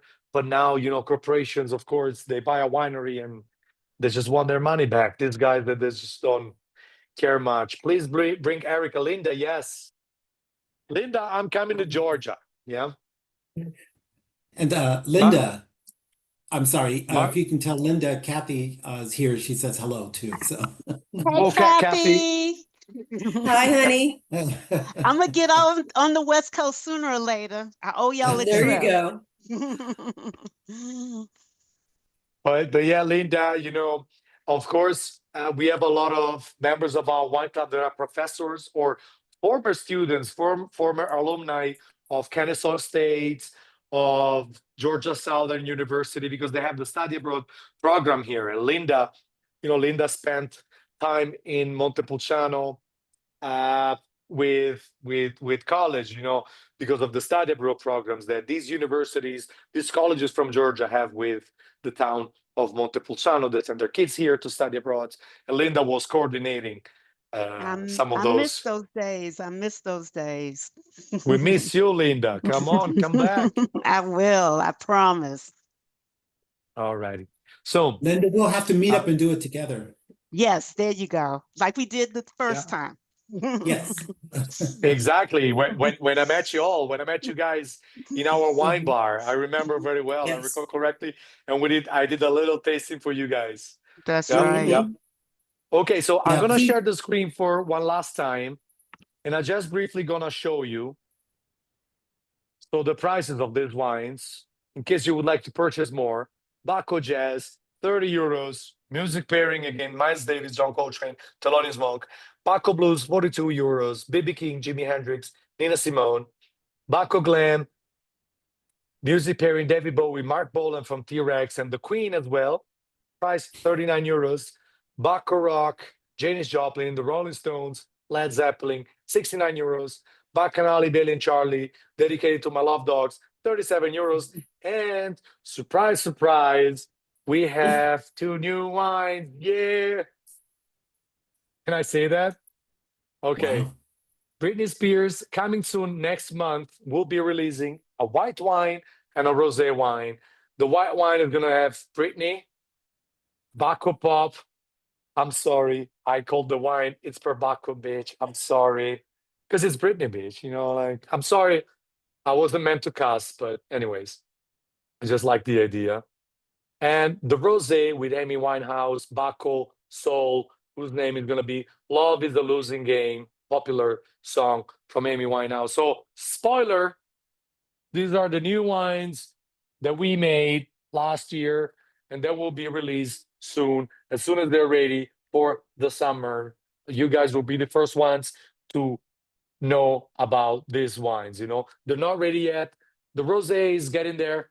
The white wine is still not ready. Still a little bit too acidic. I need to clarify the wine a little bit, but still getting there within a month.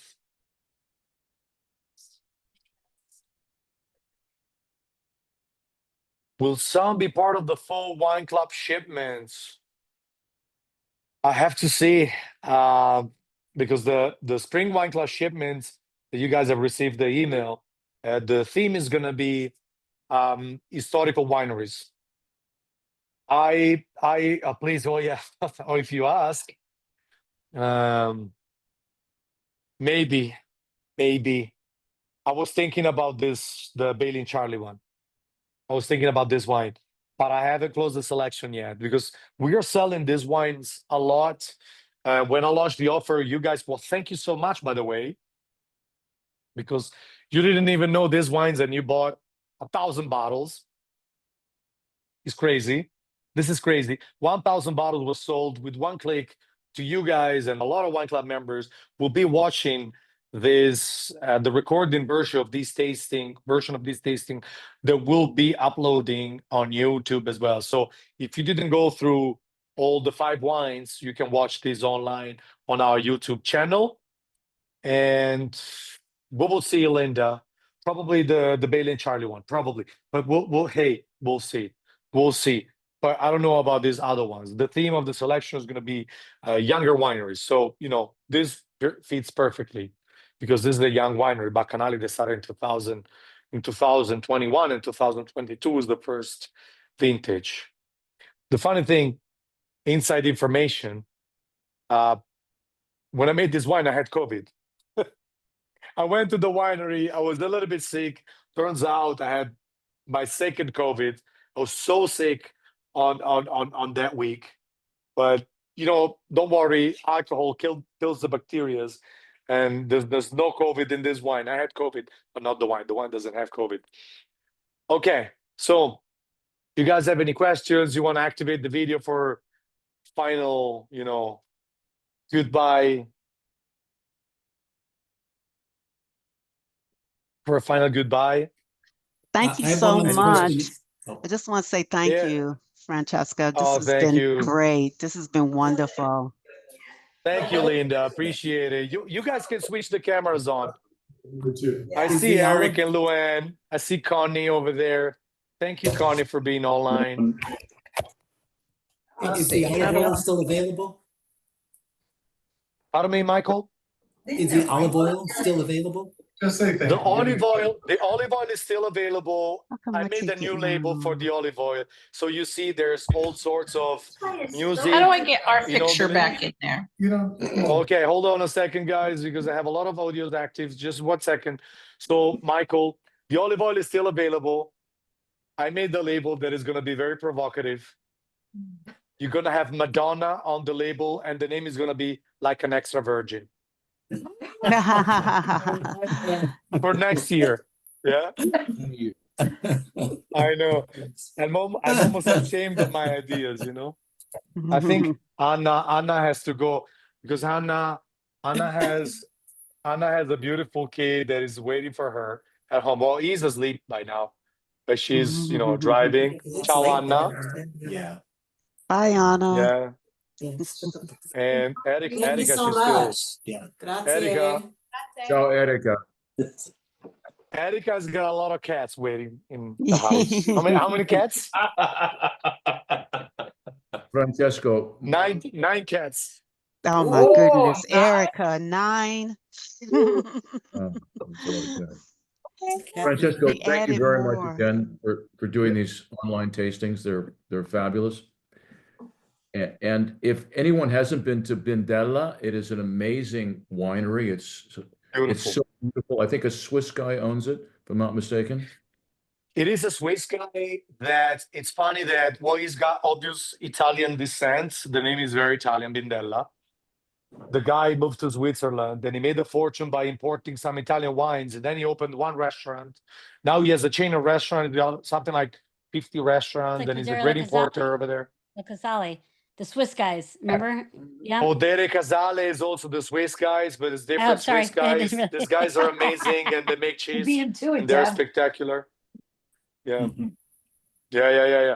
Podere Casale is another Swiss family, Yeah, Greg says, and thank you, Stephen Gold, for your insights. You nailed it. Well, it's very true. Stephen is always amazing. Thank you, Francesco and Erica. This was awesome. Yeah. 3-1 cup. Oh, yeah. Also, Also, Tina, William, and Deborah and David. Or of course. Yeah, With Greg and Nika. Well, thank you guys. these are all our neighbors. We brought them all together for this. I know. And wow, I look at remember. Wonderful. I remember you tasted the original wine of this one and you liked it at the restaurant and you Yeah, guys shipped fantastic. some more of it. That's our favorite tonight. This is our favorite tonight. All right. Well, they're like they're like, I don't have kids yet. Hopefully we'll start working on it. We're married now that we're married, and I'm kind of pretty old, and I need to hurry up. But anyways, Get started. but I Get to have dogs and cats, and of course I have a favorite, but I never admit which one is the favorite. No, you can't. The Yeah. other dog gets jealous. But my favorite is Charlie. Come on. The big guy. Until now. Yeah, till now. On tape, Francesco. I see Eric and Luann. Hello, guys, from North Carolina. We're doing our part, Francesco, to make Raleigh your North American headquarters of the wine club. Trying to get a few more recruits in. So tell us briefly what you guys did last month with the beautiful Italian dinner. Tell us what you did. It was amazing. Boy. So we had a five course meal. So Luann has had the opportunity to really cook with a lot of Italians while we've been traveling and also when they've been here. So I've got to say, I told her last night that she makes, I think, the best Tuscan food that I've had in this country. So anyways, we did a big meal for a bunch of friends, for about 20 friends. I had Francesco send a shipment of wine over. He made some really cool videos. So he took a couple of videos from these tastings, and then he did a personal video for us, and then I kind of spliced them all together and made little clips for the people. So we sat down at a nice formal dinner. Luann made some awesome food. We had it in a room with the TV, so I play a 3-minute video that I condensed down. Yeah. For each phase of it, and it was a hit, an absolute hit. People loved it. They were at the end of the night, they were so emotional. Like nobody. I've never seen somebody do something like this for their friends. And I said, well, I haven't seen it either. You guys are well. You guys nailed it. And to be honest, I saw the pictures of the food, Luann. It looked delicious. You guys nailed it. It was honestly, with Erica, we were commenting, like, wow, everything looks so amazing. It was just perfect. And I had feedbacks from your guests that then sent emails to order the extra wines that, some of the wines that you guys tasted. and they were raving about the food, and it was like, Oh, good. thank you very much. It was a beautiful night. Yeah. Well, Thank you you're- so much for. Beautiful. You were a big part of it, so that Yeah. they loved the personal touch of everything. It's with easy wine, when so you have thank good food and good wines. Yeah, you they want to know. do one when you're here, so. But real quickly, I've got to just make one quick comment. So the intro video you sent us was like basically it was welcoming all of our guests. And when you said, Luann, I'm sure Luann's going to make a great meal, and you said that with a super straight face, like very serious. And then you said, and Erica's going to be your sommelier for tonight, and you kind of had like half a smile, like Yeah, you of doubted course. me, like you didn't think I could do it. I know. Well, we Italians, we cannot tell lies because our, we are so expressive, and our face expression tells everything. I have no poker face, but you know what? You surprised me, and you did a great job, and I'm very proud of you, Eric. All right, thanks, buddy. No. I have all the trust on your great skills. Yeah. I didn't mean to put that face, on purpose. It just Everybody came out. noticed. They all laughed at it. So they all looked at me like, he doesn't trust you. No, I it was trust great. you. I trust you with my life. Cheers to that. Well, Cheers thank to you. friendship, guys. Thank you, everybody. And I see Jason Thank as you. well on the Thank you. bottom. Bye-bye. Thank you so much, guys. Thank you. Thank you Time. so much. Great Hey, time. Deborah, you Thank guys are you. looking Thank you, great. Francesco. Thank you so much. See you soon. See you in 2 Keep months. drinking, See you drink, soon. drinking, Francesco. Yeah. All right, bye now. Bye-bye. Francesco. Thank you, guys. Thank you, everybody. Ciao, Stefano and Davidia. Ah, I love you guys. ciao, grazie. So, Ciao, Davidia. are Are you you- going Oh, to yeah, Venice? yeah. Okay, good. Are you going to Am Venice? I going to Italy? I don't know. I don't know yet. It's going to be a last second decision because I'm looking at the schedules right now. I'm pretty busy in April. We'll see. We'll see. I'll let you know on the last second. Yeah. I see Okay, James well- Klepper is online as well. Okay. Bye, James. He just disappeared. Oh, anyways, yeah. So I'll let you guys know. You'll be the first ones to know. Is Mary going? Yes, she is. So I'm Wow. also procrastinating the decision because I know in the very last second I can crash at her, room Yeah. at their hotel in the very last second as well. So this is why I'm procrastinating in the last years. There. Yeah, we're gonna Hopefully- leave the United States on the 2nd and arrive there on the 3rd. We'll be 5 nights in Verona. So we'll be there. So if you guys, All I right. mean, you're always real busy, but we'd love to take you out to dinner. Sure, it'll be amazing. Are you guys coming out? Tuscany?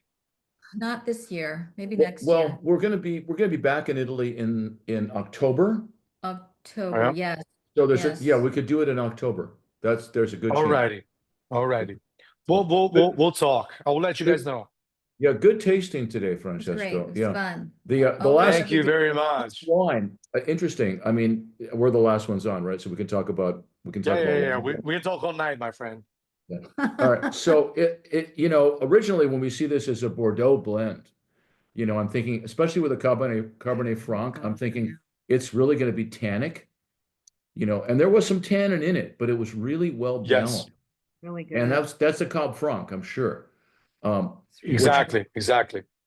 I'm surprised. I didn't want to, talk about this too much with everybody because, it's kind of technical and, Yeah, it is. But as usual, you just nailed everything, and also the comments you did about the other wines are spot on as usual, But this wine, besides the tannins, because I think that, Montepulciano in general, the soil is mostly sandy, especially the Merlot. The Merlot is just in the sand. Cabernet Franc in the sand is just the Cabernet Sauvignon that is in the clay. Yep. Oh, Therefore, you never have such a, it's not too acid and not too tannic. But I think this is the soil of Montepulciano. The soil of Montepulciano is more gentle. in general. You know, it doesn't come too harsh on the tannins, almost never, even in the other Cabernet Sauvignon that we have in Montepulciano. You know, we have other Super Tuscans, but they're never too sharps in terms of tannic structure. So yeah, It was a beautiful balanced wine, Francesco. Really was. And the Brunello, I mean, the nose was salvatice. It Yeah. was really Right, to begin with, it, but it was really, you know, didn't taste like that at all. I mean, si dice salvatice, no? selvatico. Yeah. Salvatico. Selvatico. Yeah, that's what That's very true. on the nose. But the palate. This is why, like I said before, now the wine is not in a perfect shape because I think it's a little bit, well, the problem is more, the technical problem is a little bit reduct. So reduction is the problem that this wine is now suffering, because with the winter, usually these natural wines sometimes, especially Sangiovese, they shrink and they become a little bit more reducted. They go in reduction. In the summer, they slowly open up and you have the fruit back, you know. So this is why today, when I retasted the wines, and yesterday and 3 days ago, we did the tasting yesterday as well. And I tasted this wine with the winemaker from Poderi Le Ripi, Sebastian. I wasn't 100% confident about this wine in this very moment, but I think that 2-3 months, give it 2-3 months, and this wine is going to explode in terms of flavors. I'm very confident about it. I'm glad we have 2 bottles because we'll drink that then. Listen, Yeah. salute tua famiglia, per cortesia. Sì, sempre. Thank you very much. You're still with us, but Erica, No, she's not. She's well, not. her phone is. Erica. No. Oh, Erica. there you Ciao, Erica. Come stai? Uh-oh. Ciao. Ciao. Ciao, ciao. So, Great to see you. yeah. So, yeah, please say hello to your mother and your father and brother, and Francesco is, you know, we love your family. Yeah. No, I appreciate it. Thank you guys. Thank you guys so much. I'm so glad, Stephen, you managed to come back home today.